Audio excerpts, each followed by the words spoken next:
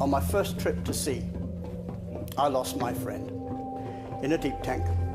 We were supposed to be cleaning down there. The tank had been open all night for ventilation. He went ahead to get things ready. When we went there, about 5 minutes later, we looked down, we saw his body at the bottom of the tank.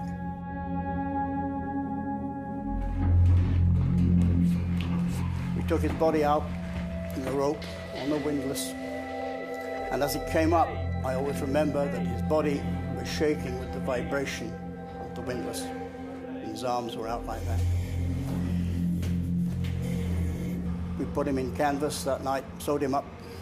Next day, we buried him at sea.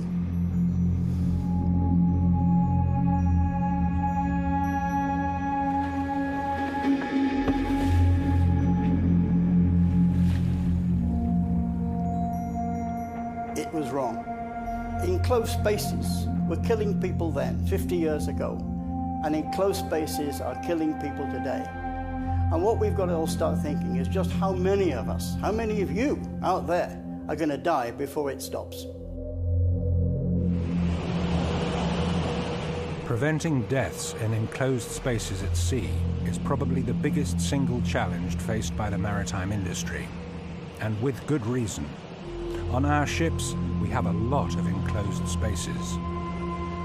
Cargo and ballast tanks, cargo holds, storerooms, pump rooms, fuel tanks, sewage tanks, chain lockers, void spaces, fridge spaces, paint lockers, cofferdams, double bottoms, engine crankcases, even open tank hatches on deck.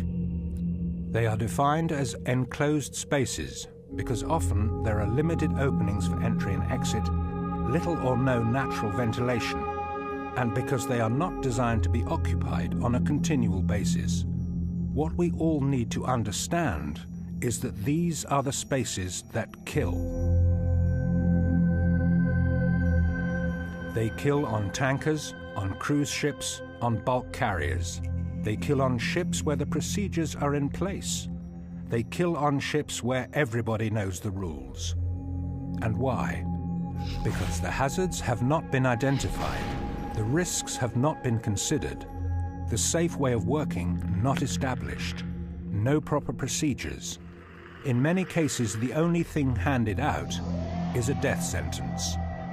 People dying because of hydrocarbon vapors from sludge, scale, or cargo residues. From gases such as nitrogen, benzene, and hydrogen sulfide. Dying because of oxygen deficiency.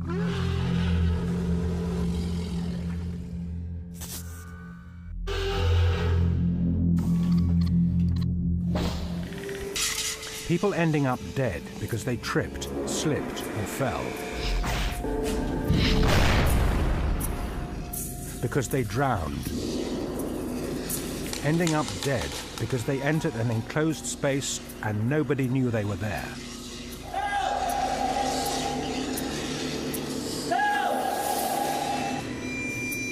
People dying in enclosed spaces, not because they couldn't get out, but because they were unprepared and should never have entered in the first place.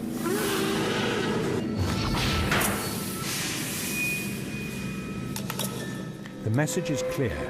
If we can avoid entering an enclosed space, then we should do so. But of course, there are legitimate reasons why we have to go into them. Surveyors need to carry out surveys. Painters need to paint. There are valves that need fixing, tanks that need cleaning. There could be damage that needs to be quickly assessed and then repaired. There must be safeguards in place to protect the people going in from any identified hazard, and there must be clearly understood procedures for controlling the entry and monitoring the task inside. In other words, enclosed space entry should be properly managed.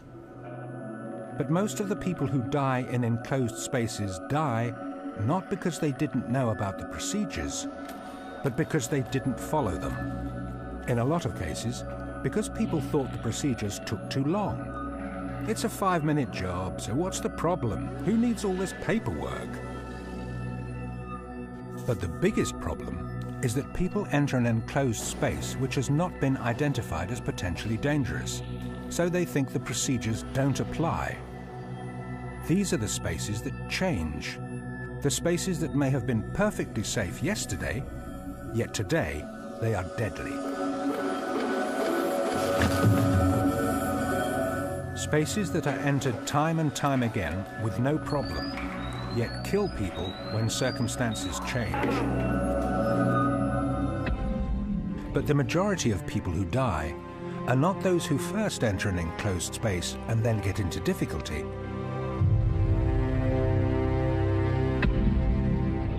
It is those who attempt to rescue them.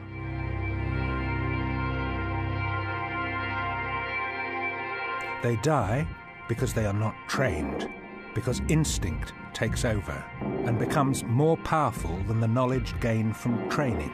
They die because instinct kills.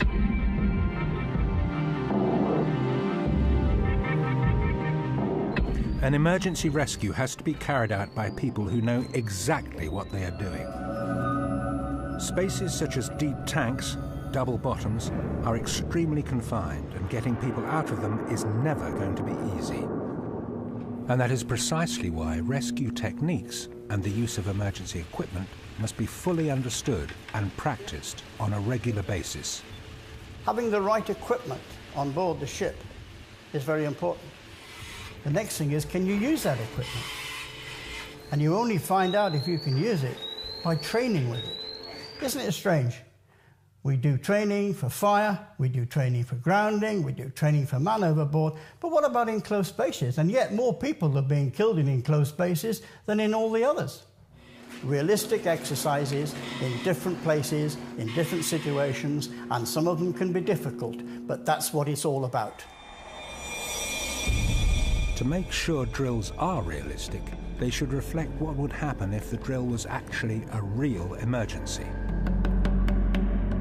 In some situations, a rescue from a deep tank, for example, the tripod is the easiest and often the only way of getting people out of enclosed spaces. Depending on the space, it may also be the safest way of getting people in.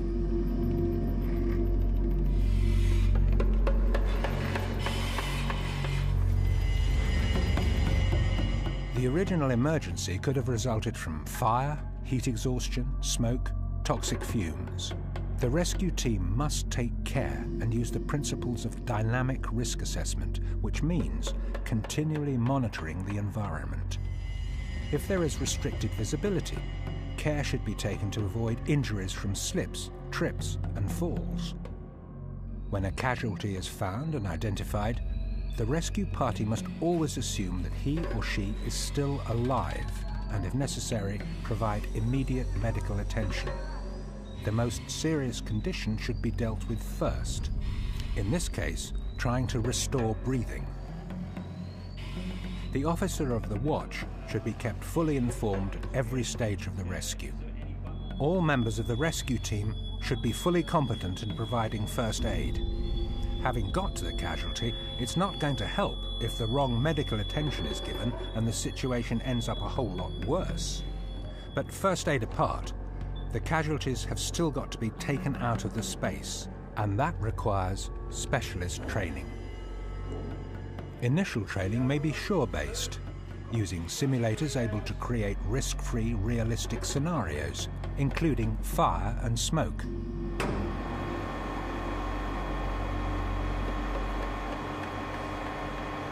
Basic equipment can be introduced and rescue techniques explored, but the training must be evaluated on board by carrying out drills involving the ship's own personnel and onboard equipment and using the enclosed spaces on that particular ship.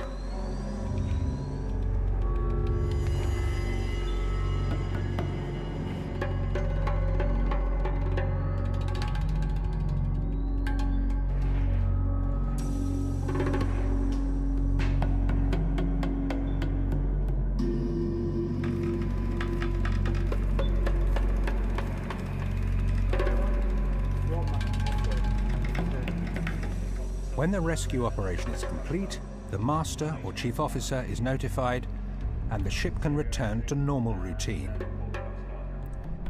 Enclosed spaces on ships are a fact of life. They come with a job, but far too many people are dying in them. In some cases, death occurs quickly, sometimes instantly.